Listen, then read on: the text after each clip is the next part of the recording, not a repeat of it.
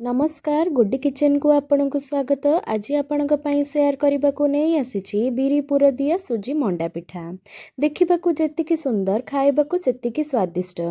आशा करुच्ची वीडियोटी भल लगे लाइक करंतु शेयर करंतु आ चैनल रे नुआ थिले चैनल को सब्सक्राइब करंतु। चलंतु स्टार्ट करबा आजिर रेसिपी।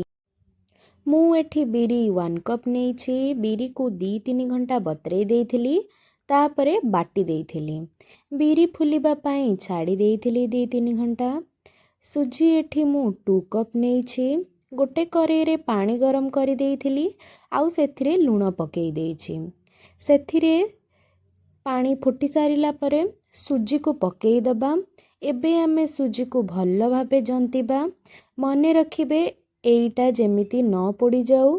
देखंतु एमिति एहाकु सुखिला हबा पर्यंत जंतिबे। आपण चाहिए चिली फ्लेक्स भी पकई पारिबे। चिली फ्लेक्स पकेइले एहार गोटे अलगा लुक आसे जोटा बहुत सुंदर देखा जाए।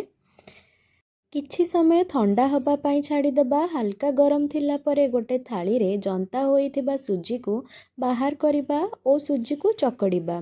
देखंतु हमर सुंदर डो बनिकी रेडी होई जाईछि। पूरो पाई मो बाटी रखिथिबा बिरी नेइछि। बिरी हमर फुली जाईछि। सेथिरे स्वाद अनुसार लूण पकेई देइछि। लंका गुंड, जीरा गुंड, धनिया गुंड सब हाफ टेबल स्पून पकेइछि। गोटा जीरा, अदा, कंचा लंका, धनिया पत्र, भूसंग पत्र नेइछि। देखंतु सबू को मु एमिति पकेई देइछि। आउ सेहाकू आमे मिसेई दबा। भल्ल भाबे मिसेइबे। एबे हमर पूरटी पूरा पूरी रेडी हो जाइछि। एबे आमे पिठा भितरे दबा। एहाकू पिठा करिबा पाई आगो हाथ रे तेल लगेबे नहले हाथ रे लागी जिवो। आउ से डोरू किछि नेबे। से गुळा को आगो सर्कल करिबा। सर्कल करि सारिला परे ताकू टिके चापी देबे।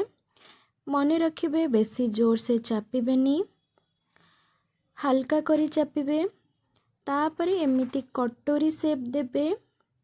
टिके खाल करी देबे मझिरे आउ ता भितरे आमर पूरतकू दे देबे। मु 2 टेबल स्पून नेइछि। देखंतु आपण भी एई भली भाबरे शेप देबे। पिठा को पूरा बंद करिबेनी। पिठा गढ़िबा बेले पिठार मझिरे खोला रखिबे कारण कंचा बिरी बटा दिया जाइछि। एहा सिजिबा पाई बंद करि देले जानि हबनी एहा सिजिछि कि नाही। देखंतु एई भली भाबरे हमर प्रस्तुत होईछि।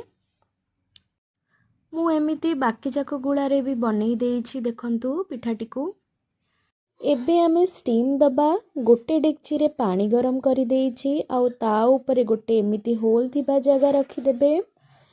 पानी गरम होई सारिला परे से पिठा को गोटे गोटे करी सेथिरे थोई देइछि। देखंतु एई भली भाबरे जेतिकी जगह हबो सेतिकी रखिबे। तापरे घोड़नी देई देइछि। देखंतु एही भली भाबरे आपण भी करिवे। सिजिबा पर्यंत स्टीम देई देबे आपण। सेही सेम स्टेप आउ थरे मु करि नउछि पिठा बनेबा पई। आपण भी ठीक एही भली भाबरे करिवे। देखंतु जेमती ही करिथिली पिठा करिबा पई आगो हला ता धरे एमदी पूरा देई देबे। तापर एमदी गोटे गोटे करी बनेई देइछि। देखंतु मोर पिठाटी होई जाइछि। आमर पिठाटी होई जाइछि। एबे बाहर करि दबा गोटे थाली रे। ठंडा हेई सारिला परे ही पिठा को खाइबे काहे कि ना गरम गरम पिठाटी बहुत सॉफ्ट थिबो। एहा को ठंडा होई सारिले परे ही खाइबे। देखंतु केते भल्ल भाबरे आम पिठाटी रेडी हेइछि। रेसिपीटी केमिति लागिला मते कमेंट रे निश्चय कहिबे। आउ लाइक शेयर सब्सक्राइब करिबा जमा भी भूलिबेनी।